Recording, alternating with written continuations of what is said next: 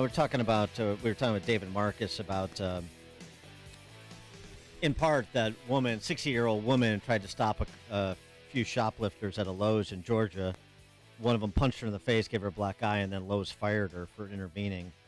That's just ridiculous.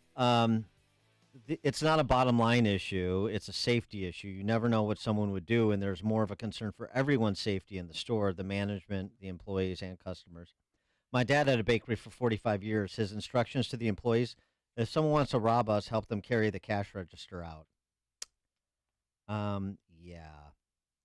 So I get that. It's like when cops tell you, you're getting carjacked, give them the keys. I get it. But firing that employee at Lululemon, at Lowe's, who intervened only not in a physical way after they're out of the store in the parking lot, and all she was doing is taking a picture of their license plate, firing her, or even that's a much different situation. Nobody's a threat. Nobody's threatened. Out of the store, still fired. They weren't trying to tackle them. Because corporate policies are mindless, just like government policies. There's zero tolerance. There's no thinking. We have something in a manual. And firing that woman at Lowe's is morally indefensible. It's the business's right to do it. That's not the conversation. The conversation is what is morally proper. What speaks to our values as a civilized society, and to punish someone for being a good Samaritan. That's not the way I would go. We mentioned, I mentioned, why Jason Aldean's Try That in a Small Town is resonating. And by the way, this is particularly so against the backdrop of big city and blue state political power structures that refuse to enforce the law.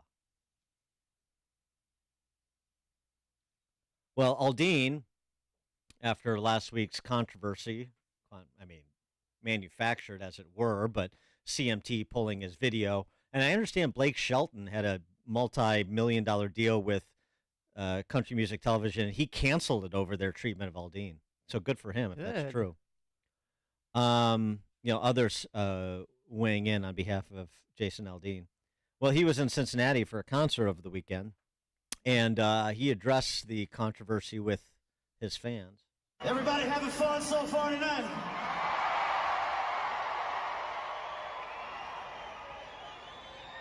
Well, I gotta tell you guys, man, it's been a long-ass week.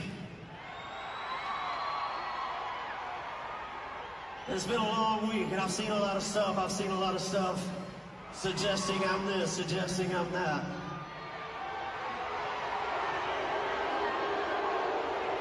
Hey, here's the thing. Here's one thing I feel. I feel like everybody's entitled to their opinion. You can think something all you want to. It doesn't mean it's true, right? So, what I am is a proud American. I'm proud to be from here.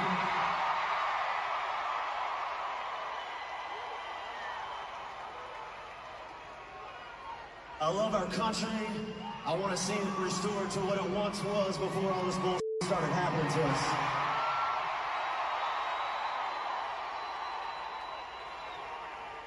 I love my country, I love my family, and I will do anything to protect that. I can tell you that right now.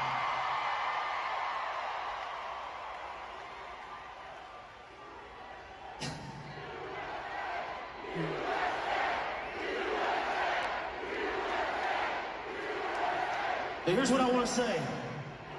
A lot of things out there, and one thing I love, you guys know how it is this day and age, cancel culture is a thing. That's something that if people don't like what you say, they try and make sure that they can cancel you, which means try and ruin your life, ruin everything. One thing I saw this week was a bunch of country music fans that could see through a lot of the bullshit, all right? Based on the audience's response, I assume there were no Ivy League professors or members of the USA women's soccer team present. No, I mean, that's how you stand up to the woke mob, so good for him.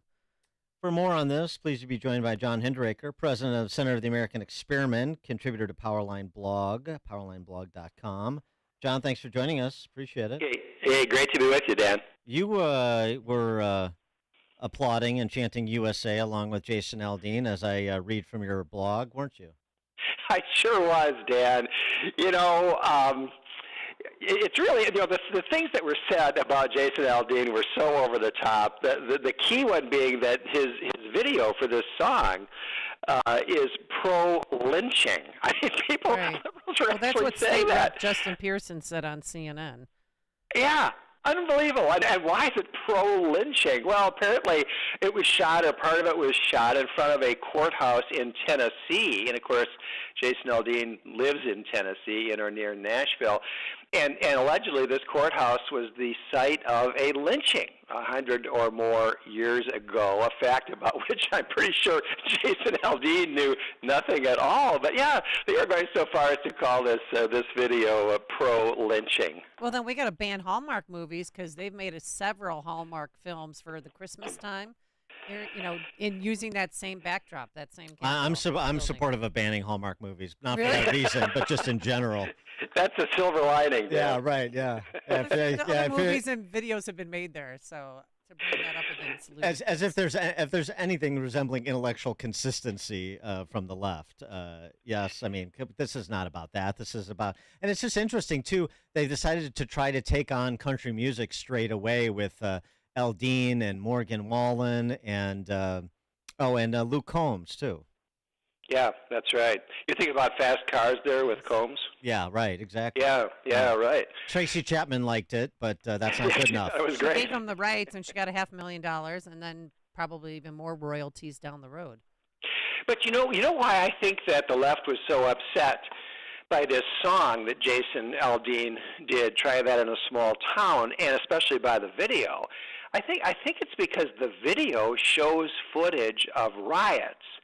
And they appear to be, I'm sure they are, BLM/Antifa riots from 1920 or 21. And, the left was in favor of those riots. The left protected those rioters and advocated for the riots. And this song and the video clearly suggest, clearly indicate that riots are a bad thing, and you shouldn't try to bring those riots to my small town. And I think that really is what got the liberals so upset. It's interesting, too, the audience, thinking about this in an urban area, as these big concerts usually are, right? Cincinnati. It also just speaks to, this cold civil war that's going on culturally, side by side. Think of how many of our tens of thousands of fans were there for the Aldean concert coming from the greater metropolitan Cincinnati area. And then think of, I know Ohio is trending, but I mean, you could do this in any urban city. Morgan Wallen was at Wrigley Field in Chicago, so think about 40,000 people at Wrigley Field to see Morgan Wallen, and then think about everything that's surrounding them. So we're side by side in so many metropolitan areas and yet siloed. Yeah, I think that's true. Americans have their own beliefs, to a considerable extent their own religions, and to a great extent their own forms of different forms of entertainment. Well, and right, and so I mean, and that's all well and good, but the question is it? Do you agree with the description that I offered, that it's a cold civil war? People don't want to be around people who forget. Like it's not about religion. It's not about taste in music. I don't want to be around people that have different political views than me. I don't want to hear it. I don't want to hear them. I don't want to be around them. Well, that's true, Dan, and I think the starkest indication of that is the way that Americans are sorting themselves into red and blue states. The red states are getting redder, the blue states are getting bluer, and millions of Americans have been on the move, mostly to red states, of course, But it's really striking how we are sorting ourselves ideologically. So thinking about this in the context of 2024, are there enough red states or purple states that can move into the red camp to put a Republican in the White House right now? Well, there surely are, absolutely, Dan. I mean, I think, that depends on who the nominees are, right? And people talk about beating Joe Biden. I continue to believe Joe Biden will not be the Democratic nominee. It's not going to happen. And so I think it's probably going to be Gavin Newsom. I think this is all being arranged behind the scenes. And then I think it comes down to who's the Republican nominee. Yeah, but what's going to take Biden out? I mean, will it be the Biden Inc. investigation? Will it be his son's activity, or will it just be that he has to take the short steps onto Air Force One at the back of the plane now? I think it's the short steps, Amy. I mean, this man is in no shape to be president. He's in no shape to run a campaign. He's certainly in no shape to serve a second term. You know, my theory for a while has been that right before the start of the primary season, Biden is going to go on television, give a national address from the Oval Office. It'll probably be tearful. And he'll say that he's always intended to seek a second term to serve the American people, but in recent weeks he's had some setbacks in his health, and he's concluded that he just shouldn't do it, and that he's going to serve out his term, and he's in great shape mentally, but he's going to pass the baton to somebody younger for the next 4 years. And then I think Gavin Newsom is going to file in all the primary states the next day, or meet whatever filing deadlines there are. Maybe he's already done that, and announce that he's raised $50 million or something, and jump in with both feet. And I think that's going to leave Kamala Harris, surprised at the starting line. Well, here's the thing. Biden gets a vote in this, and since his time in office has quite obviously been a family affair, there is a strong incentive for him to stay, and for them to say, look, we have to stay in order to prevent prosecution. If you're out and this thing goes to a Republican in 2024, there's no reason they can claw back at us the way that we've been clawing back at Trump. Well, that's true. That's true. But the Democratic Party, one basic difference between the parties is that the Democrats are a top-down party. The Republicans are a bottom-up party. Remember how the Democrats forced Al Franken out of the Senate? Oh yeah. There was no legal force that could cause him to resign, but they came to him and they said, "Al, you are out," and he was out. And I think that kind of pressure is going to be brought to bear on Joe Biden, because I think the powers that be in the Democratic Party understand Joe Biden, he could even lose to Donald Trump. I mean, seriously, this man is in such terrible shape. They can't cover it up. Yeah, but who's going to deliver the message? Former President Obama? I mean, I can't think of anybody else. Yeah, Obama, his old boss, certainly could. I think they work on Jill Biden, his wife, and nursemaid. I think she's got a lot of influence with Joe. I think they bring pressure to bear from a number of points. And at the end of the day, I think that it's going to be made clear to Joe that he's got to, he's got to move on. Well, if something like that would come to pass, you mentioned Kamala.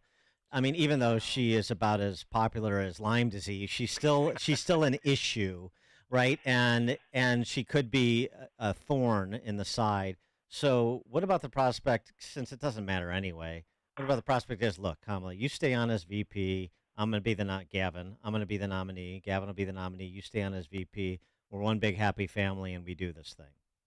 Yeah, they could swing that deal. I mean, that's definitely a possibility. But this is why the Democrats desperately want Biden to survive, frankly, until the end of his term. If he died or had to resign before the election next year, Kamala now becomes president, and they can't dump her. If she's the sitting president, they have to nominate her, which they desperately don't want to do. So they're trying to thread the needle. The idea is, I think, Biden stays in office. He just has to stay alive and semi-functioning until next November.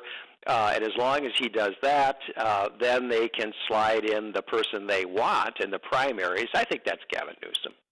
On the Republican side, some early state polling out showing Trump with huge leads in both Iowa and South Carolina, and obviously nationally.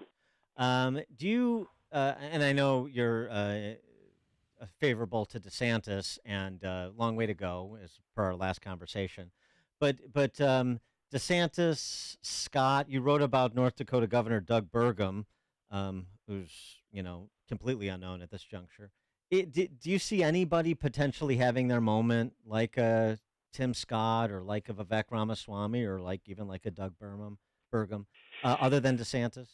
Well, at this point, I really think anything is possible. I mean, I can tell you the score right now. Right now, it's tied 0-0-0-0-0. Not a single vote has been cast. Most Republican voters haven't made up their minds. Most of them have not seen people like Vivek Ramaswamy or Doug Burgum in action. In fact, most of them haven't seen Ron DeSantis in action. Right. And primary polls are extremely volatile, unlike general election polls. Because in a primary, I'm a Republican, for example. I like all these guys. I like Tim Scott. I like Vivek. I like all of them.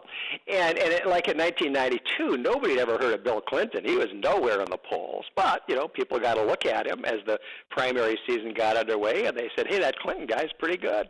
Yeah, but so I really think we're in an environment here where anything is possible. But 92, it was an open seat on the other side. It's a bit different. The other thing, too, is if you want to compare it more favorably from a DeSantis argument, from that side of the argument, maybe like in 2008 when Hillary Clinton was way ahead of Obama. But the problem DeSantis has right now is you got all these other guys nipping at his heels. Tim Scott is right there in the early states in second place or third place. Nikki Haley's there in South Carolina.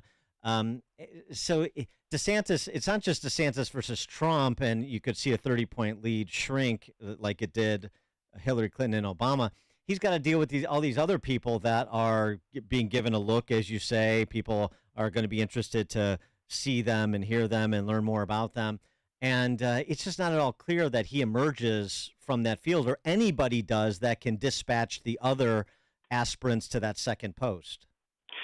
Well, you make a great point, Dan. I mean, but here again, we just don't have any idea how this is going to play out. We really don't. And there's definitely a chance that Trump, with his solid core of, 30 to 40% of Republican voters who are with him, no matter what, it may be that if the other candidates split the vote 4, 5, 6 ways, Trump prevails. I mean, that's definitely one of the possibilities. But I think that there are enough Republicans who want an alternative to Trump, who want to get away from both his baggage and his questionable judgment, and frankly his age. My own opinion is we've seen enough of 80-year-old presidents. I want to drop down into that next generation. So we'll see. Maybe those Republicans will coalesce early around one of the other candidates, or maybe it'll go down to the wire. There's a possibility, Dan. We could have an open convention in 2024. Isn't that right? Yeah. Well, and Trump better go to those debates, especially, the first one's next month already. Yeah. Maybe. Maybe he should, maybe he shouldn't. I can make the argument both ways. The other thing, though, too, if what you're saying, and I've been saying this for a while, what you're saying does come to pass, if Biden is sidelined and Newsom steps in, then that reshuffles the deck. And then I think you have more Republicans start to say, okay, they made a generational change. We might need to consider making a generational change, too, to a DeSantis or a Scott, someone like that. Well, I agree with that. And, Trump fans who are taking comfort from national polls saying, oh, look, Trump is ahead of Biden, in my opinion, need to understand it's not going to be Joe Biden. I think it's going to be Newsom, but in any event, it's not going to be Joe Biden. He is John Hinderaker, president of the Center of the American Experiment, contributor to PowerlineBlog.com. John, thanks as always. Great to be with you, Dan.